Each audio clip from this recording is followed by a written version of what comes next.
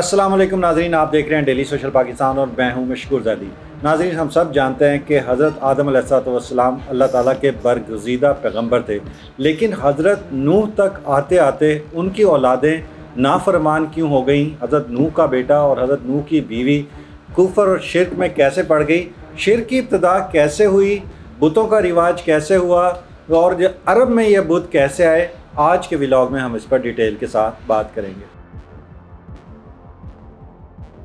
नाज़रीन, कहा जाता है कि हज़रत आदम से लेकर हज़रत नूह तक ये मामला चलता रहा। लोग तौहीद परस्त थे, अल्लाह ताला की इबादत किया करते थे। मगर हज़रत नूह के दौर में ऐसा हुआ कि आप जब सैलाब नूह आया और सब कुछ बह गया और दुनिया में सिर्फ नेकूकार रह गए, तो उसमें 5 लोग ऐसे थे जो बहुत ज़्यादा हज़रत नूह के करीब थे, उनके करीबी रफ़्क़ा थे और उनकी बहुत ज़्यादा इज़्ज़त व तकरीम थी। मगर जब इनकी उम्रें ढलीं और ये एक एक करके अल्लाह ताला को प्यारे हुए, तो यहाँ शैतान को अपना मकरू धंधा फैलाने का मौका मिला, उसको साजिश करने का मौका मिल गया और वो एक इंतहाई बुज़ुर्ग के रूप में वो इन लोगों के पास गया और इसने कहा कि आपके जो 5 पेशवा थे, आपके जो रहनुमा थे, जो हज़रत नूह के बहुत करीब थे, आप सब ने उनको बुला दिया। आप ऐसा करें कि उनकी शबीहें तैयार करें और उनको अपने घरों में रखें, रास्तों में रखें और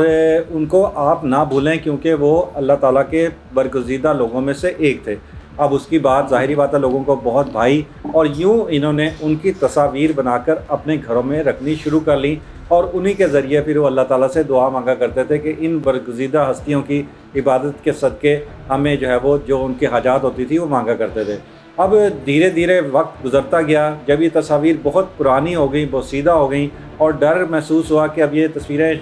फट जाएंगी, तो फिर किसी ने इन्हें मशवरा दिया कि हम इनको मुजस्मों की शक्ल में ढाल लेते हैं। उसके बाद ये पहली मरतबा दुनिया में ऐसा हुआ था कि 5 अफराद, जिनका ज़िक्र कुरान में भी कहीं कहीं इशारा मिलता है कि इनमें एक विद था, सवा था, उसके बाद यगूस थे, याऊक थे और एक नसर थे। ये वो 5 लोग थे जो हज़रत नूह अलैहिस्सलाम के साथ होते थे। इन 5 लोगों के मुजस्मे जो है वो सबसे पहले तराशे गए और फिर इनकी देखा देखी इनको दुनिया भर में जहाँ जहाँ से लोग इनके साथ आते थे, इसको देखकर फिर मुजस्मा साजी का भी काम शुरू हुआ और लोगों ने इस तरह अपना काम मुजस्मों के ज़रिए इबादत शुरू कर दी। सबसे पहले ये मुजस्मे शाम में पहुँचे। शाम में जब पहुँचे उस वक्त तक अरब में मुजस्मों का कोई रिवाज नहीं था। लोग खाना काबा में तो जाते थे, खाना काबा का तवाफ़ के बारे में भी हमने सुन रखा है, मगर वहाँ बुत नहीं होते थे। मगर कहा जाता है कि एक ताजिर जिसका नाम उमरो बिन लही था, वो एक मरतबा तिजारत के लिए जब शाम गया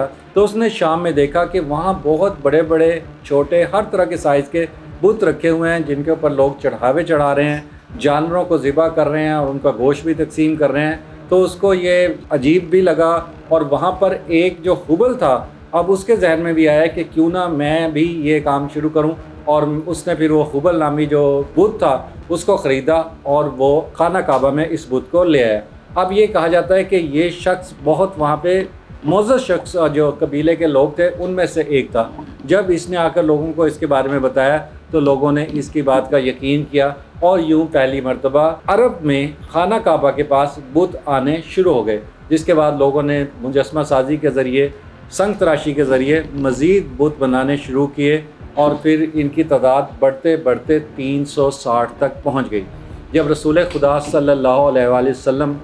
छोटे थे, अब यहाँ पर नबूवत नहीं उतरी थी, आपको अल्लाह ताला ने नबूवत से सरफराज नहीं किया था, तो आपको ये देखकर बहुत दुख होता था कि खाना काबा जो रब का घर है, जो इबादत की जगह है, जो अल्लाह की इबादत की जगह है, वहाँ पे बुतों का बसेरा है। तो आपकी बड़ी ख्वाहिश थी कि वो किसी तरह इसको ख़त्म करें। बहरहाल उसके बाद कहा जाता है कि यहाँ पर जो बुत रख दिए गए खाना काबा के अंदर, तो मुख्तलिफ़ ममालिक से या मुख्तलिफ़ इलाक़ों से लोग यहाँ पर इनकी ज़ियारत के लिए, इनकी पूजा पाठ के लिए आना शुरू हो गए। इन्हीं में एक खातून थी जिसका ताल्लुक़ गालबन यमन से था। इसका नाम नाइला था। ये बहुत ज़्यादा हसीन और जमील थी। ये लड़की कहा जाता है कि बहुत ज़्यादा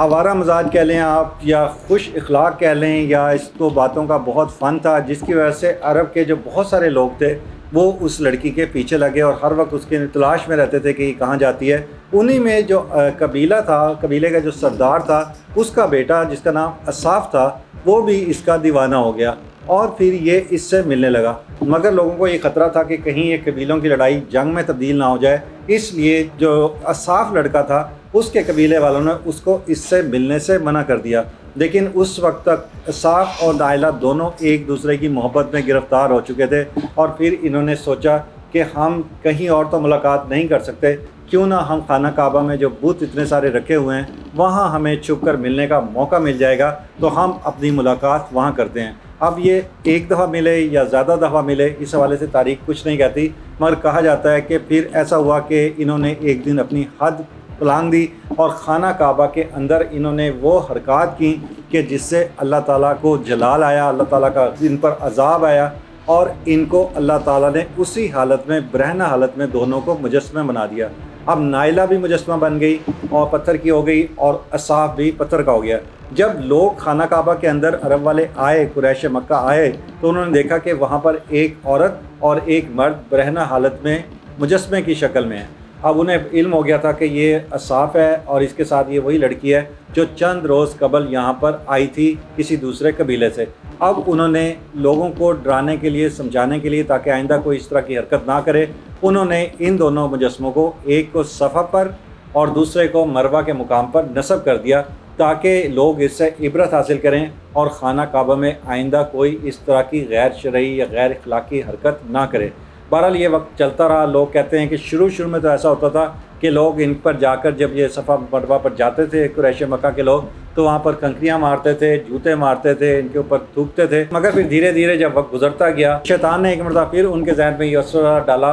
اور کہا کہ یہ تو محبت کے علم بردار تھے، انہوں نے تو اپنی محبت کی خاطر ایسا کیا تھا، اور یوں اس طرح عرب کے اندر ان دونوں کی بھی، جہاں پہ یہ لوگ 360 بتوں کی پوجا کرتے تھے، اسحاق اور نائلہ کی پوجا بھی شروع ہو گئی۔ وہاں پہ لوگوں نے جانور قربان کرنے شروع کر دیے، وہاں پر چڑھاوے چڑھنے شروع ہو گئے، اور لوگ ان بتوں کے پاس جا کر اپنی منتیں باندھنے لگے۔ اس کے بعد جب رسول خدا صلی اللہ علیہ وسلم نے مکہ فتح کیا اور آپ فاتح مکہ بن کر آئے، تو پھر آپ نے جہاں حضرت علی کو کہہ کر کعبے سے 360 بتوں کا خاتمہ کیا، سارے وہاں سے بت گرائے، جن میں لات تھا، منات تھا، عزا تھا، حبل تھا، اس کے ساتھ ان دونوں مجسموں کو جو صفا اور مروہ پر تھے، ان دونوں کو بھی نہ صرف توڑا گیا بلکہ کہا جاتا ہے کہ ان کو بالکل جلا دیا گیا۔ اس طرح عرب سے ایک مرتبہ رسول خدا نے بت پرستی کا خاتمہ کیا۔ تو یہ وہ تاریخ تھی ناظرین کہ کس طرح دنیا میں بت پرستی اور شرک کا آغاز ہوا۔